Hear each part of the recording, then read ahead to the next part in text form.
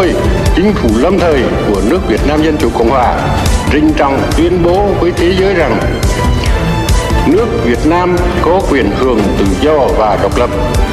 và sự thật đã thành một nước tự do độc lập. Toàn thể dân tộc Việt Nam quyết đem tất cả tinh thần và lực lượng, tính mạng và của cải để giữ vững quyền tự do độc lập ấy.